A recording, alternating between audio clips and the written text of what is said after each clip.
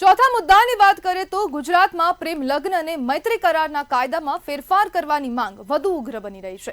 વિજાપુર તાલુકાના દેવીપુરા ગામમાં 50થી વધુ દીકરીઓએ માતા-પિતાની મરજી મુજબ જ લગ્ન કરવાની પ્રતિજ્ઞા લીધી। આ અભિયાન 5 ટીમ દ્વારા શરૂ કરવામાં આવ્યું છે, જે ગામડે ગામડે જઈને દીકરીઓને શપથ લેવડાવે છે અને સમગ્ર મામલે સમજાવી રહી છે। તાજેતરમાં રાજ્યના મહેસાણા, દિયોદર, રાજકોટના જસદણ, હિંમતનગર, સિહોરી, વિજાપુર, મોણસા અને સુરેન્દ્રનગરમાં રેલીઓ યોજાઈ હતી। આ રેલીઓમાં સ્થાનિક લોકો અને સમાજના આગેવાનો સાથે મળીને મુખ્યમંત્રી અને કલેક્ટરોને આવેદનપત્ર આપીને કાયદામાં ફેરફાર કરવાની માંગ રજૂ કરવામાં આવી હતી। જ્યારે 5 ટીમના કન્વીનરે જણાવ્યું કે દરેક સમાજને સાથે રાખીને ગુજરાતના ધારાસભ્યોને તાત્કાલિક વિધાનસભામાં કાયદામાં ફેરફાર કરવા માટે દબાણ બનાવવા વિનંતી કરવામાં આવી રહી છે। જો સરકાર આ માંગ નહીં સ્વીકારે તો રાજ્યના તમામ જ્ઞાતિ સમાજના લોકો ગાંધીનગરમાં મહારેલી સ્વરૂપે એકઠા થઈને આંદોલન વધારશે। આ અભિયાનનો ઉદ્દેશ્ય કાયદામાં એવો ફેરફાર લાવવાનો છે જેથી દીકરીઓ પોતાના માતા-પિતા દ્વારા પસંદ કરાયેલા વ્યક્તિ સાથે જ લગ્ન કરી શકે।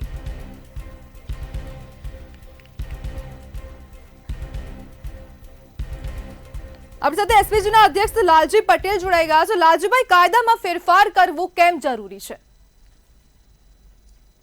બેન, એટલા માટે જરૂરી છે કે જે દીકરીને આપણે 18, 25 વર્ષની દીકરી કરી દીધા કરતા મોટી કરતા હોઈએ, સંસ્કાર આપતા હોઈએ, બધું જ જે માગે આપતા હોઈએ, સારી સ્કૂલમાં એડમિશન કરાવતા, જે વસ્તુ જોતી એના માટે સારા ટ્યુશન કરાવતા હોય, ભણાવતા હોઈએ, સારી નોકરી કરે એના માટેના પ્રયત્નો કરતા હોઈએ, અને એ જ દીકરી આજે કાયદાનો દુરુપયોગ કરી એવા ગુંડા, લુખ્ખા તત્વ સાથે અસામાજિક તત્વ જોડે ભાગી જાય અને કાયદાની અંદર જ્યારે કોર્ટ મેરેજ થઈ જાય અને એ કોર્ટ મેરેજ થાય અને જ્યારે મા બાપનો પરિવાર સમાજ આખો ભેગો થવા માટે જાય અને એ દીકરી એવું કે હું મારા મા બાપને, મારા ભાઈને ઓળખતી નથી, અને ઘણી બધી દીકરીઓ તો મા બાપના ભાઈઓ ઉપર કેસ કરે કે મારું અપહરણ કર્યું, મને માર્યો છે, મને મારા પતિ સાથે જવા દેતા નથી, આવી ખોટી કલમો લગાવી અને ફરિયાદો કરતી હોય તો કાયદામાં સુધારો કર્યા વગર આપણે એ દીકરીને કેવી રીતે બેન બચાવી શકીએ? લાલજીભાઈ, આ કાયદામાં માત્ર ખાલી દીકરીઓને પ્રતિજ્ઞા કેમ લેવડાવવામાં આવે છે, દીકરાઓને કેમ નહીં?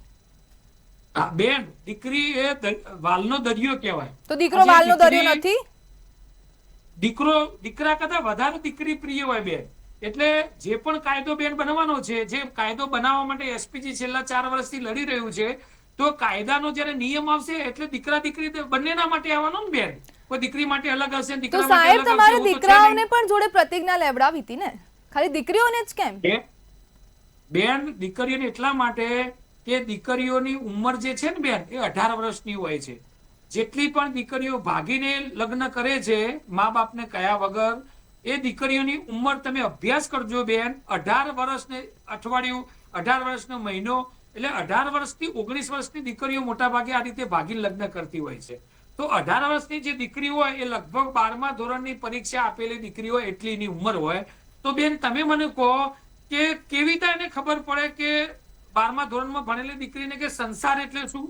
અને જ્યારે એ દીકરી લગ્ન કરીને જાય છે ત્યારે એના જોડે જ્યારે 6 મહિના 12 મહિના રહે છે ત્યારે એને ખબર પડે છે કે હું તો ઊંડા ખાડામાં પડી, હું કેવા વ્યક્તિ જોડે લગ્ન કર્યા કે જેને મને છેતરી છે।